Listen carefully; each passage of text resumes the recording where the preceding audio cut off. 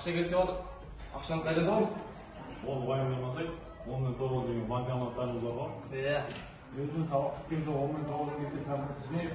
Давай.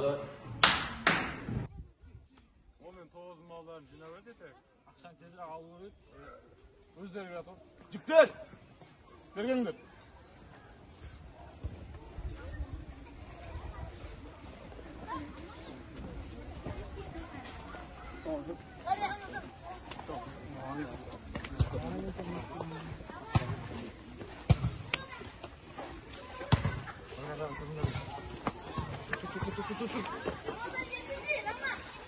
Кажется, сегіз жұмат керадым, соған ақша жинау керек. Жұмат ескертіп сендерге. Ертең жатырады.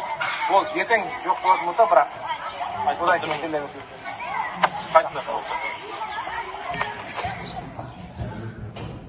Жалпы буллинг дегеніміз агрессия арқылы өзгенің қорлауы немесе оның үстем екенін көрсетуі.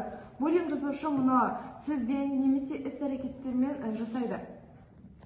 Психологтардың айтуы бойынша буллингтің кез келген түрі қауіпті болып келеді. Мамандардың сөзінше қазіргі таңда әлеуметтік желілер мен технологиялар жаңа деңгейге көтерілуі балалар арасында буллингті жаңа деңгейге шығарған.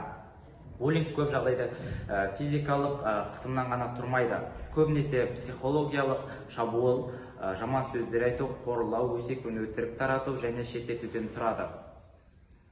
Әсіресе соңғысы балалар жалғыздықтан өздеріне түрлі жаманды әрекеттерге баруына әсер етеді дейді психологтар.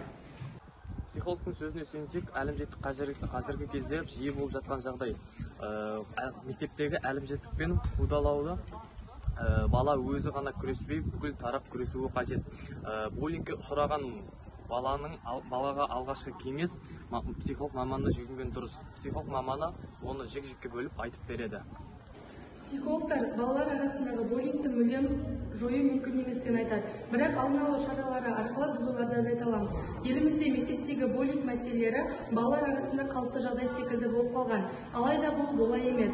Бұл мәселені кешенді күрес жүргізу арқылы жүргізу қажет. Бұл ретте Еуропа елдеріндегі мектеп тәрбиесін зерттеп, керек жағын алғанымыз да абзал.